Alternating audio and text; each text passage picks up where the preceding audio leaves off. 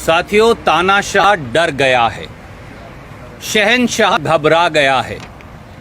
हमारे साथी विधायक गुजरात के जिग्नेश मेवानी जी की रातों रात कोकराझार असम पुलिस से पालनपुर गुजरात तक पुलिस ले जाकर गिरफ्तारी करना इस घबराहट का, इस छटपटाहट का संदेश भी है और चिन्ह भी है।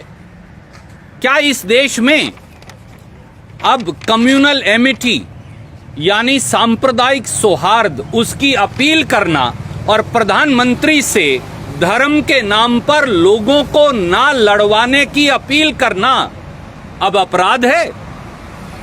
क्या गुजरात के अंदर हिम्मतनगर हो या वेरावल हो, इनके अंदर जो सांप्रदायिक दंगे हो रहे हैं, प्रधानमंत्री से ये उम्मीद करना कि वो गुजरात आएंगे और बापू की, महात्मा गांधी की धरती पर शांति की अपील करेंगे, क्या ये अपराध हो गया है?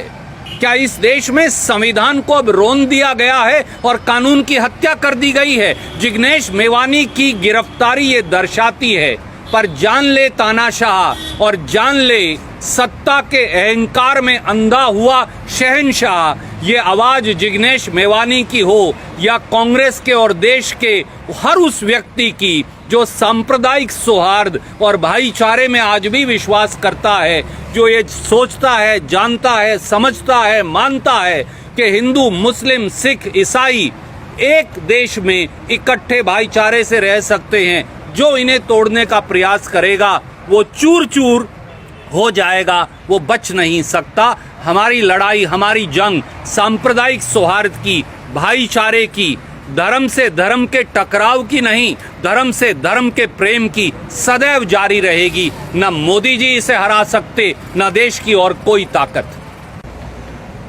The dictator is now running scared. The self anointed शहंशाह of the country is deeply prejudiced as also running helter and skelter.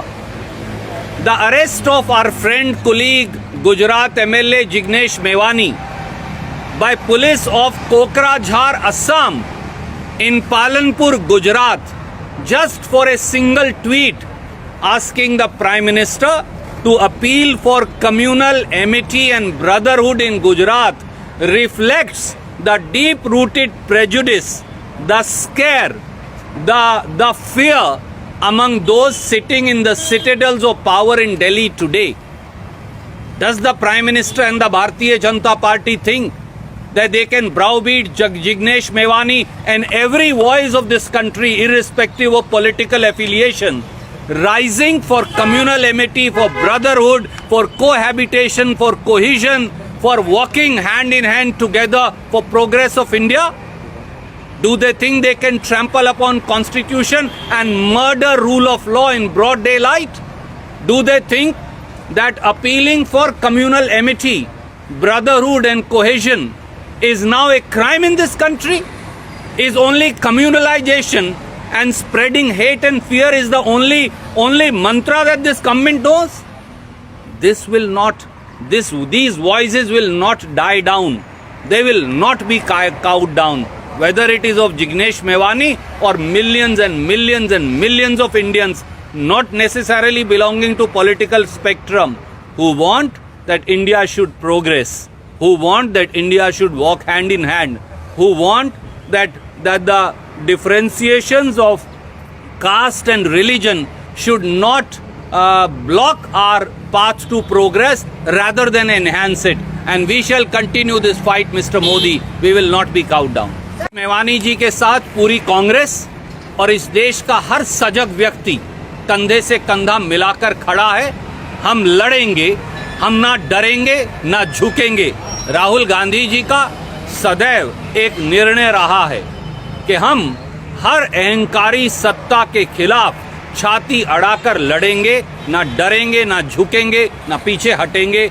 Jignesh Mevani को गिरफ्तार करिए, मुझे गिरफ्तार करिए, राहुल गांधी जी को गिरफ्तार करिए, कांग्रेस के और इस देश के हर उस व्यक्ति को गिरफ्तार कर जेल की सलाखों के पीछे भेज दीजिए जो इस देश में सांप्रदायिक सौहार्द चाहता है। पर ये देश इस देश की मूलभूत सभ्यता पर आप आक्रमण जो किया है उसे कभी हरा नहीं पाएंगे।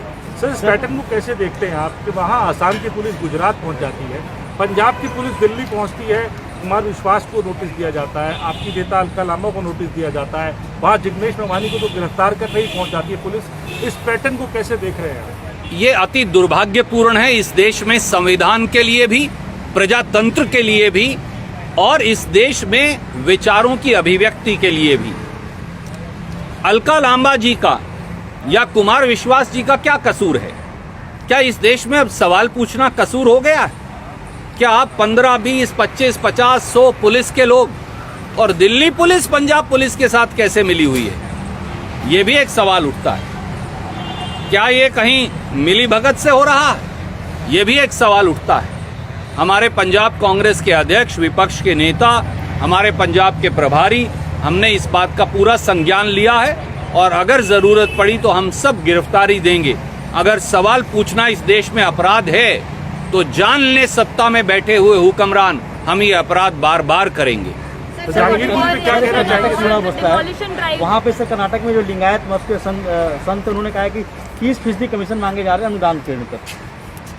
आदरणीय मित्र, भारतीय जनता पार्टी के शासन में अब तो संत महात्मा भी मजबूर हो गए हैं और 30% तक घूस और रिश्वत देने को मजबूर हो गए हैं। ये मैं नहीं कह रहा, ये कर्नाटक के संत महात्मा भारतीय जनता पार्टी की बोम्मई सरकार के बारे में कह रहे हैं। और जब संत महात्मा ये आवाज उठाते हैं तो माँ सीता की तरह उन्हें अग्नि परीक्षा देने की बात कही जाती है।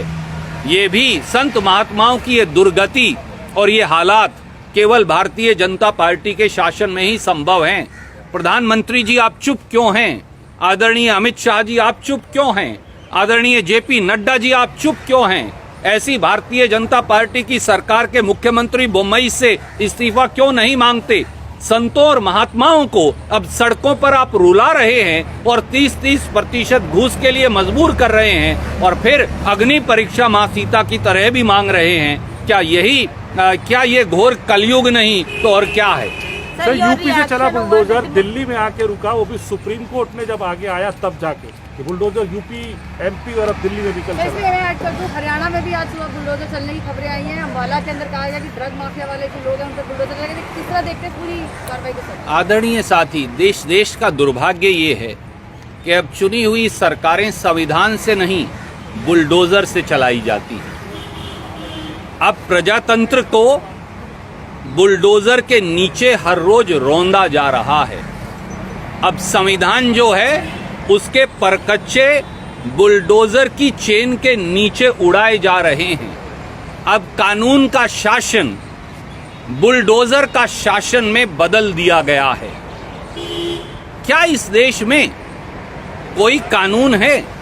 संविधान बचा है, तौर तरीका बचा है।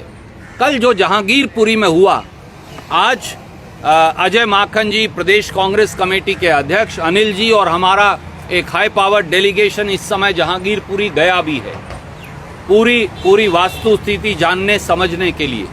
पर मेरा बड़ा सीधा सवाल है, आप कोई भी हो, कानून में ये अनिवार्य है कि आपका घर गिराने से पहले आपको नोटिस दिया जाएगा।